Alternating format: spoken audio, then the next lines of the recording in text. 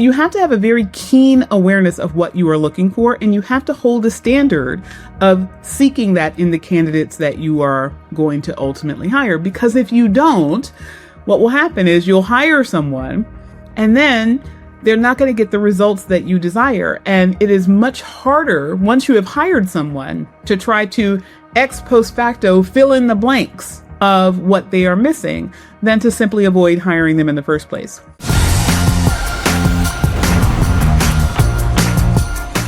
Hi, everybody, and welcome back to another episode of the Crushing Chaos with Law Firm Mentor podcast, where on today we're going to be asking the question, how can we hire for hustle? Finding the law firm employees that actually get things done.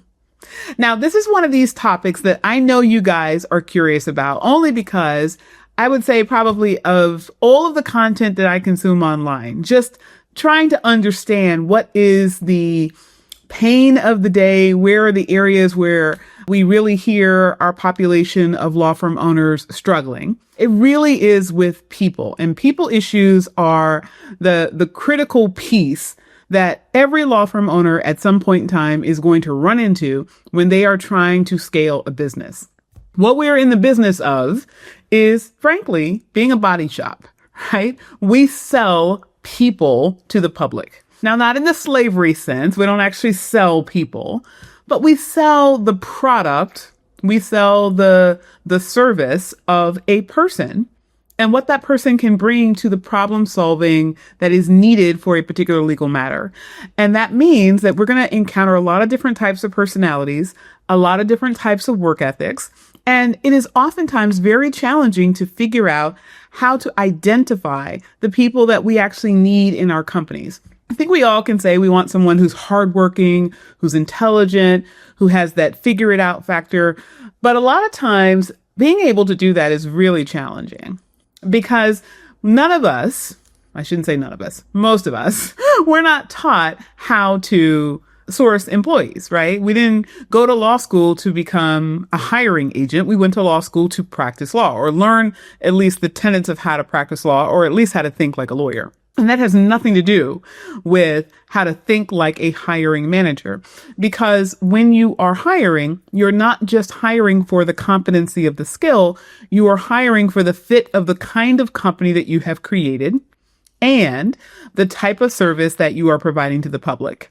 And that varies from company to company, but there are some tried and true tenets of how to hire, how to engage with people, how to get information out of people that a lot of law firm owners simply do not understand. And so today we're going to give you some of those strategies for how to hire for hustle. Okay. That means how to get the folks that are really going to be able to get it out of the mud, to pull through at times when you need. And these are the people that you're not going to have to babysit and handhold. Now, there are a lot of you that have a problem with babysitting and handholding because you have a problem with trust. And we're going to talk about that in a whole separate episode. But for today, we're going to be giving you some key strategies that you can use right now to get better talent in your law firm. All right. Strategy number 1.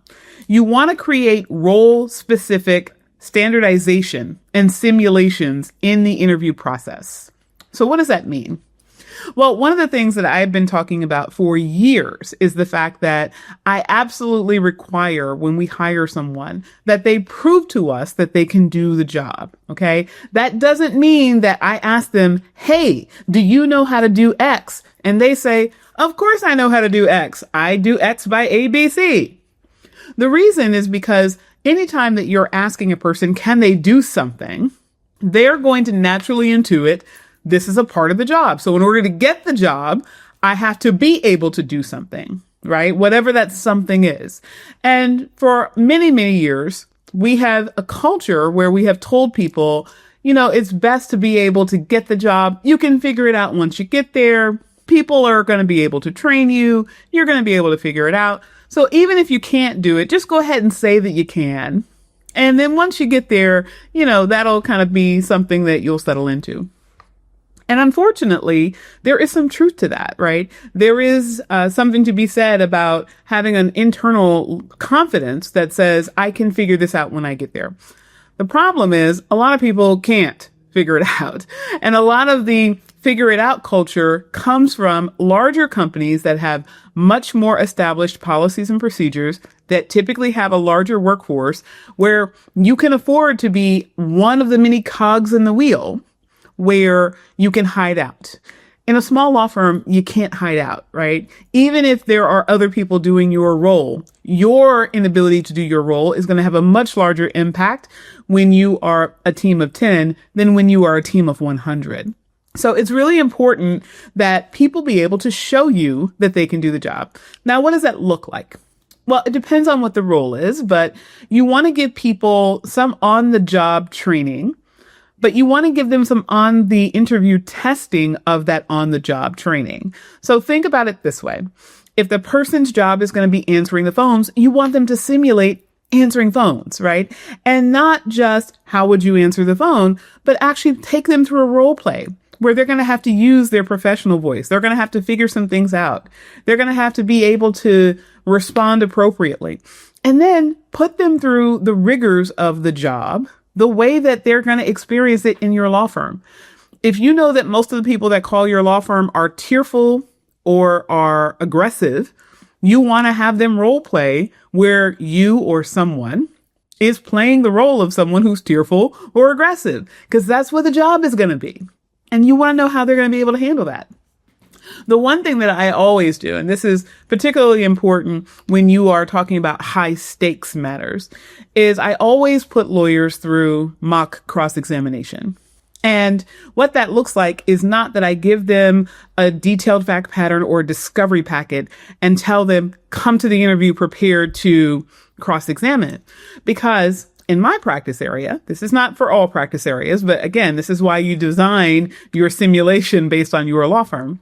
But in my practice area, which is child abuse, neglect, parental representation, I would often go to court. I would be handed a very voluminous stack of documents.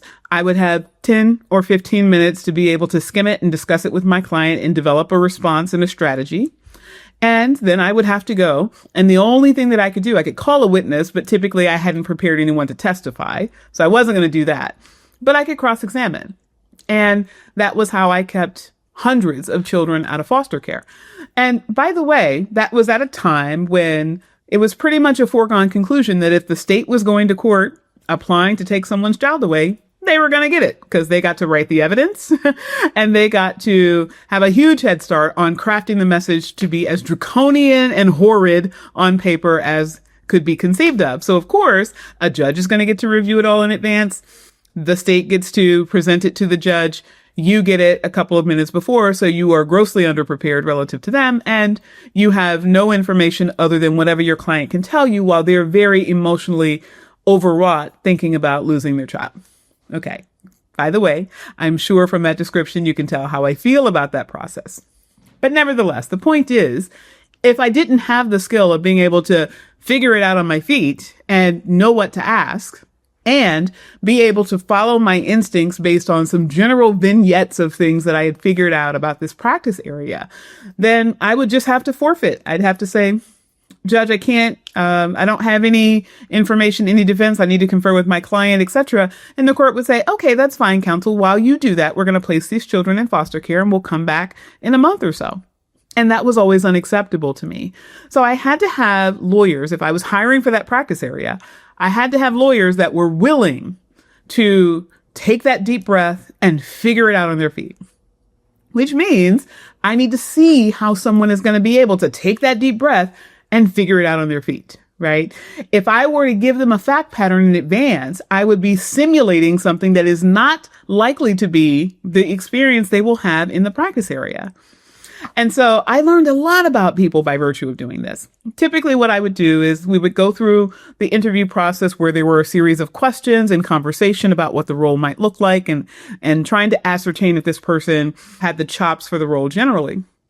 But then when we got to the role play section, I would say, okay, now I want to see how you will respond when you're going to encounter a real life scenario. So I would take a series of facts, anywhere from 10 to 15 facts, right? And I give them a notepad and a pen or pencil so that they could write down notes. And I would say, here's what you know. You represent this person. Here are the facts alleged by the other side. A witness has testified to A, B, and C. And your client in the hallway, before you went into the courtroom to deal with this matter, told you X, Y, and Z. That's all you know at this point. Anything else that you know, anything else that you could use in this type of experience, just be creative, okay? You don't get to ask me questions. You don't get to further discover. You get to take your instincts. You get to take the information I've given you, and you get to fill in the blanks with any other logical information that might flow from what I've told you so far. And now my colleague here, attorney so-and-so or office manager so-and-so, whoever is there doing the interview with me, is going to play the role of the witness who testified. And now I'd like you to cross-examine that person. And I've had any number of amazing responses from this. You'd be surprised how people can rise to the occasion of their best selves when they have no choice but to do that, right? So a lot of times lawyers would be flummoxed and scattered and scared, right? But they would do it, right? They would kind of take a breath and say, all right, well, can I ask this? And I'd say, no, you can't ask me that. Like if they were asking procedural questions, I would tell them that, right? But if they were asking questions like, well, what about this fact or what about that fact? I'd say, you're going to have to figure that out, right? This is where you get to be creative. And you would learn a lot about how they would respond to the pressure of that and also how they would perform. And I've had any number of responses, and obviously I've hired people through this way. So some people going through that process might not have done what they would have wanted to do, but they did enough to show me that they had the instincts, right? Because that's what I'm looking for. But there were also people who cracked under the pressure of that. I've had lawyers cry. I've had lawyers simply refuse. Well, I can't do that without more information. Well, you don't have any more information. This is the information you have. Well, but I can't. I can't. So I said, okay, so is your position then that you're just going to tell the court, place the children in foster care and we'll come back in a month? Well, I would have to, because I couldn't do that ethically. Of course, I would always say I've been doing that ethically for years now, so I know that you can do it ethically. But nevertheless, that was their position, right? And then there would be some people that just became so intensely anxious about performance, right? To the point where they just couldn't do it. And no matter what we would say to say, listen, nobody does this perfectly. This is not to test that you are getting the A on the exam of cross-examination. It's just to see instinctually how you would address this, because this is something that you will encounter in the practice. And some people just, they would start and then they would stop and they would get scared and they couldn't push themselves to keep going. And that told me all I needed to know. And by the way, 2 candidates that actually either refused or failed to perform in this scenario, I actually helped to get jobs at other law firms because I was really impressed with them and said, wow, this person is really capable and I would love to hire them, but they're not a fit for this particular role, which doesn't make them not a fit for any lawyering or any job. It just makes them not a fit for this role. So you have to have a very keen awareness of what you are looking for, and you have to hold a standard of seeking that in the candidates that you are going to ultimately hire. Because if you don't, what will happen is you'll hire someone and then they're not going to get the results that you desire. And it is much harder once you have hired someone to try to ex post facto fill in the blanks of what they are missing than to simply avoid hiring them in the first place. By the way, even if you see blanks in what they are missing, right? If you see that there's some skill set that they don't have, based on your hiring market, based on your hiring need, you might say, we're going to push this person to do all the things except this particular skill because we just need to hire someone. We'll move some things around. But you go in knowledgeable. You go in with great expectations. You go in with a realistic appraisal of the person that you are bringing aboard. And that is fairest to you, but it's also fairest to them, right? You're not going to put some gargantuan weight upon them that they have to be able to, knock it out of the park with something that is crucial to the role if you've already seen that that's not yet something that they have mastered. So doing this gives you not just feedback to say yes or no to the candidate, but it also gives you the best opportunity to optimize their performance once they get here. All right. Strategy number 2. You want to be testing for resourcefulness, okay? Resourcefulness is a little bit of what we just talked about when we talked about the ability to kind of fill in the blanks, right? If I don't have all the scenario and I don't have all the facts, like what are the logical facts that would extend from what I do know? But you also want to think about asking people about times where they have had to FIFO, okay? FIFO is not in this instance FIFO and LIFO, right? We've always heard that first in, first out, right? That's what FIFO stands for in certain contexts. In this scenario, FIFO is figure it the fuck out. Okay? You need to make sure that you are hiring people with FIFO, especially in a small law firm. So what does that look like? Well, you want to ask them for past examples of where they have had to figure it out, where there were no rules or there were no manuals or there were no systems or there was no time to get further instruction. What about times where they might have been in an office working at someone else's law firm and the person that they report to is not there? Or maybe there was no one there, right? Maybe all of the attorneys that they would normally go to for answers to whatever the challenge was of the day are in court or on vacation or out of the office or at a closing or wherever they are, but they are not reachable. And this person, whatever their role, whatever their status, had to make a judgment call, right? So you want to not just look for their judgment, but their willingness to figure things out. And how do they go about that, right? There's a little bit of, are they going to use their past experience, right? Are they going to draw conclusions? By the way, we all do this all the time, right? Sometimes it's just something that we're conscious of. Many times it's not. But we all fill in the blanks, right? You see something and you say, okay, this looks like this experience over here that I've had before. I'm not really sure of what exactly I should be doing in this scenario. But if I think about this scenario that's very similar, I can intuit that this is how I should behave. That can look like, again, filling in the blanks from intuition. That could also be looking like going into previous files and seeing how documents were prepared. Going to, call colleagues at other law firms to ask for help. Maybe they have developed a friendly relationship with someone in the same status in a different company. That could look like Google, right? It's not wrong to Google or in this day and age, use ChatGPT or other forms of AI to be able to ask questions to get answers. Now, of course, there should be strategic use of these things. We don't just take the first thing that Google tells us or the first thing that an AI chatbot tells us. We do have to audit to make sure we have good information. But just the very fact that they're willing to go seek out the answer when they don't have the answer is important. Also, this can tell you when you're asking and you're testing for resourcefulness, this can tell you if a person is inclined to come bug you, right?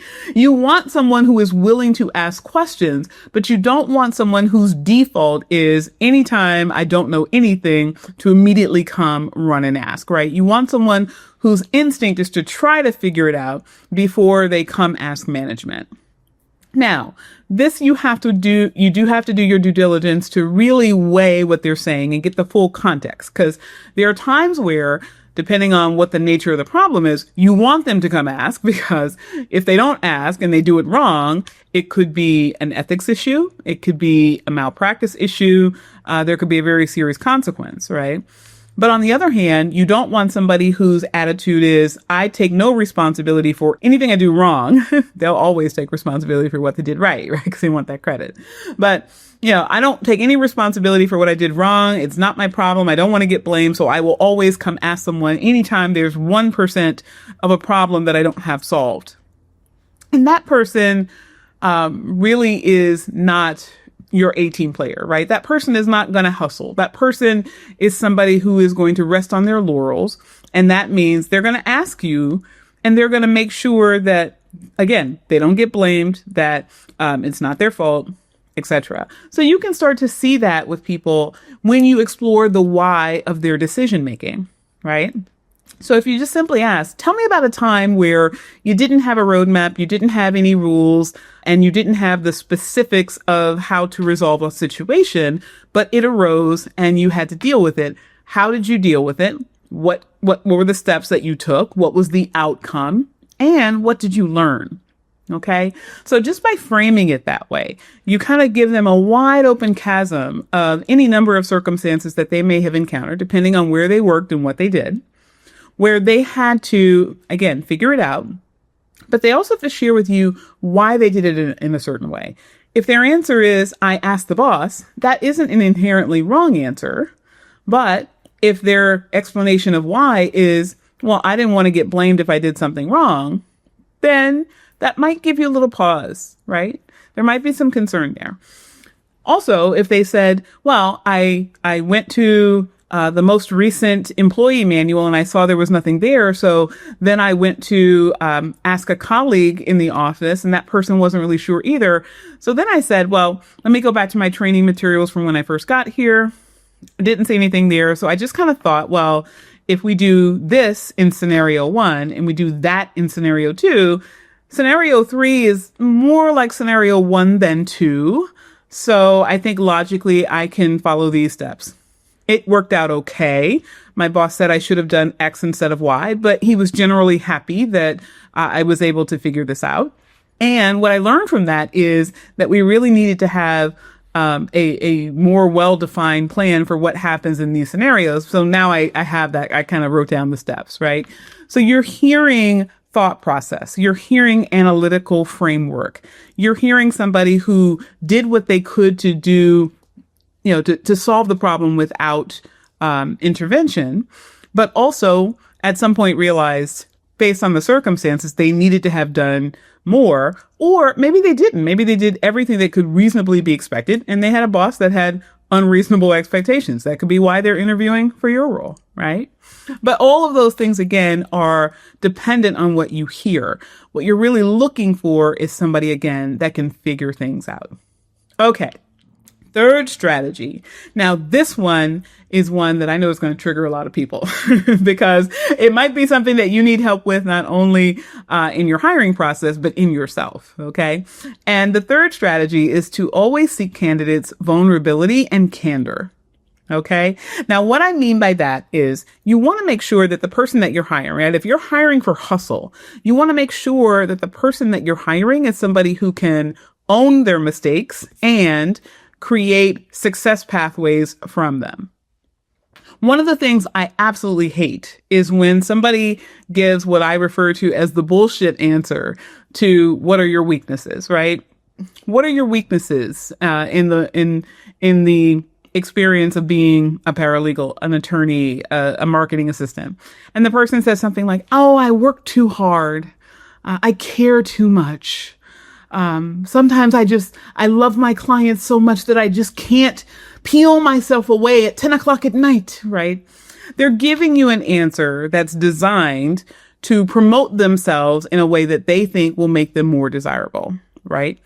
By the way, if I hear workaholism, I don't necessarily think of that as desirable. I actually think of that as a detriment in my particular practice area because it's very stressful. And I don't really think workaholism is something that we should promote in the culture of law, but of course that's me as an individual, not me as a business coach. You want workaholics? By all means, there are definitely those out there. But, when you're talking to people and you're trying to get a sense of how they will fit within your culture, one of the things that is critical, and it's not just a cultural issue, it really is a grievance, malpractice, risk mitigation issue, is you need people who are going to own that they are capable of making a mistake, that they have made mistakes in the past, and that they learned from them and did something about it. The last thing that you want is somebody whose instinct is to fake good. Okay? Because we all make mistakes. We are all human.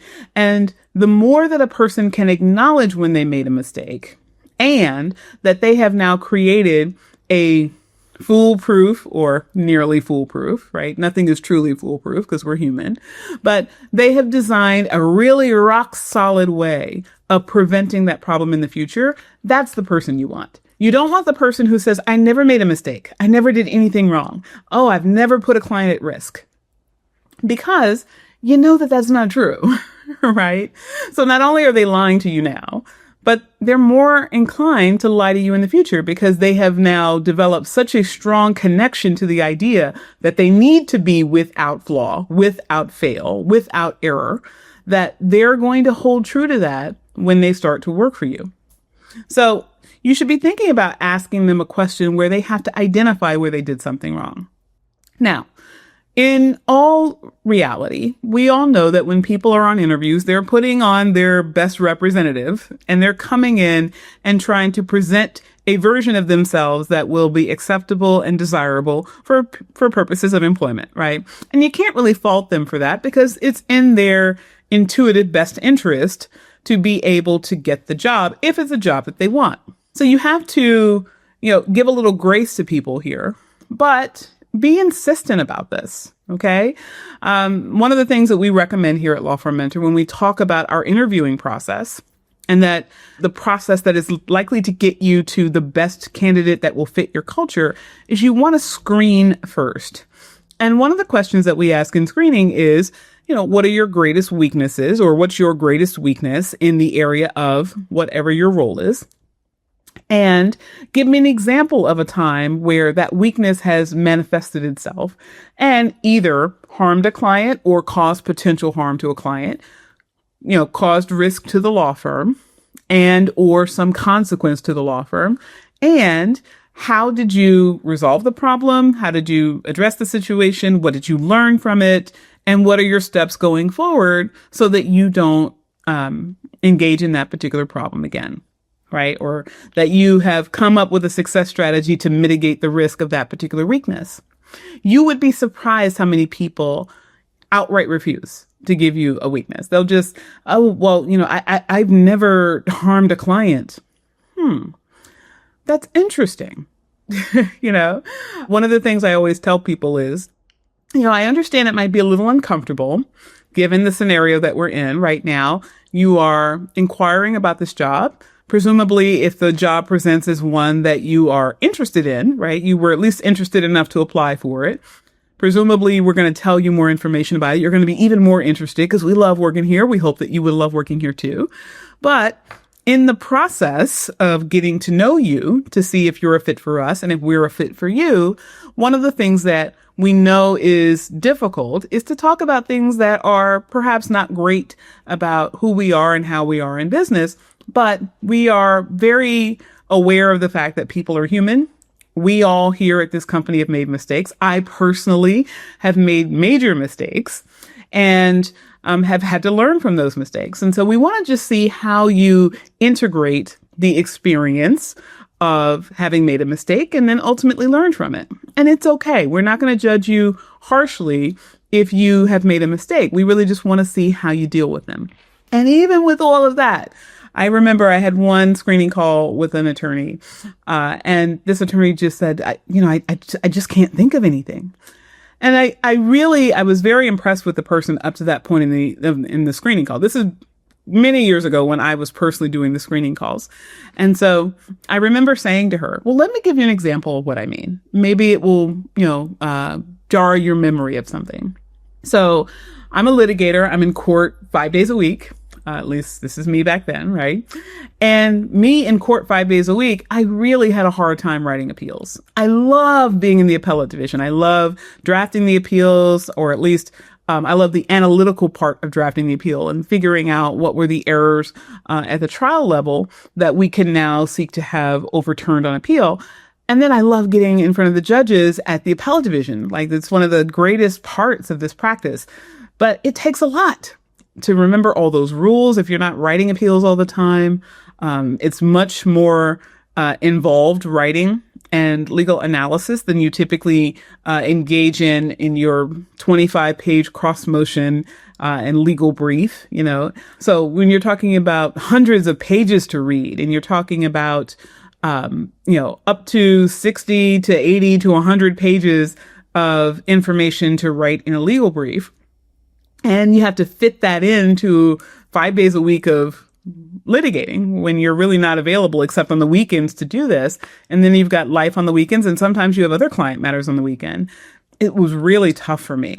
And I remember one time I was so late in preparing an appellate brief that the court sent me an order dismissing my client's appeal. And of course, I was terrified, and I'm thinking, oh my God, my poor clients. And oh my God, I have to notify my malpractice carrier. And oh my God, right?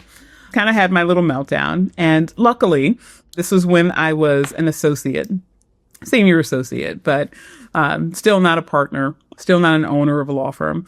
And one of my fellow colleagues stopped by, saw me in distress, asked me what happened. I explained. And he was like, oh, don't worry. Like, all you have to do is just write in seeking to, file it as within time just file a motion. And I was like, you're saying that very casually. He's like, oh, yeah, they're very casual about this in the appellate division. Don't worry about it. Like, just file a motion. Here, I've got one for you. And he helped me. And I was able then to very quickly remedy the problem. But, not without my heart stopping and terror setting in and all of the fears of I'm going to lose my license and I've hurt my client and I can't believe I did this. And, ultimately that wasn't the consequence, but it was certainly a potential consequence. And I learned my lesson. Like, now there's a very rigid process that I have for how I get the appeals written, how I manage my calendar, make sure I have the time for it. I actually break it down by issue. And I just went into all this detail of how I had addressed the problem. Ultimately, got the client's brief filed. We happen to have won that appeal. Thank you very much. And more importantly, what I learned from it and how I prevent the problem from recurring. And even after giving all this information, her answer was still, I'm great that worked out for you, but I've never done anything like that. I said, okay, well, that's great. So I want to thank you for your time. This concludes the process. You will not be advancing. And, she started stammering and saying, well, but why? I mean, like, I've given you this and I've given you that. I said, listen, you're amazing, but you're not being candid with me. You're human. We're all human. You might not have had this particular type of very severe consequence, but I know you've had some type of consequence, because I've never met a lawyer who hasn't had some type of consequence from being imperfect in the practice of law. That's why we're required to have malpractice insurance. That's why they call it the practice of law. That's why they require supervision and so forth.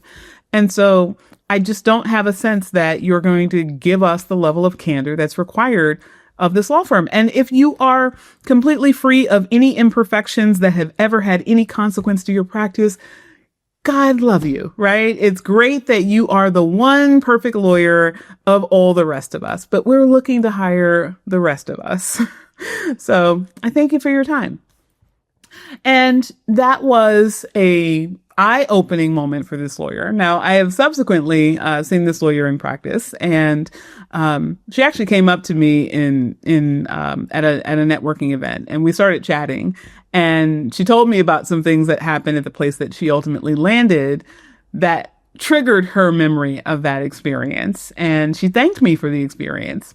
Won't go into the details why, because I don't want the person to be identified. But the point is, I was able to stand on principle. And I invite you to do the same, because it's really challenging especially when the market gets tight, when you are looking to get the top talent and you have somebody who checks all the boxes in all the ways, but this way doesn't quite line up. It is very easy to overlook this and say, listen, we just got to get a body in. And this person is smart and capable, tenacious, all the things. I can't possibly let them go. But the reality is, if you don't let them go, you're going to be inviting malpractice and grievance and risk into your business in a way that you're not going to see. And that's really where the great treachery comes in. If you bring someone into your company who can't own that they made a mistake, when they make a mistake, not if, because we all do, when they make a mistake, you likely won't know about it until it's too late. All right, everyone, you have been listening to another episode of the Crushing Chaos with Law Firm Mentor podcast, where today we have been talking about hiring for hustle. I will see you on our next episode.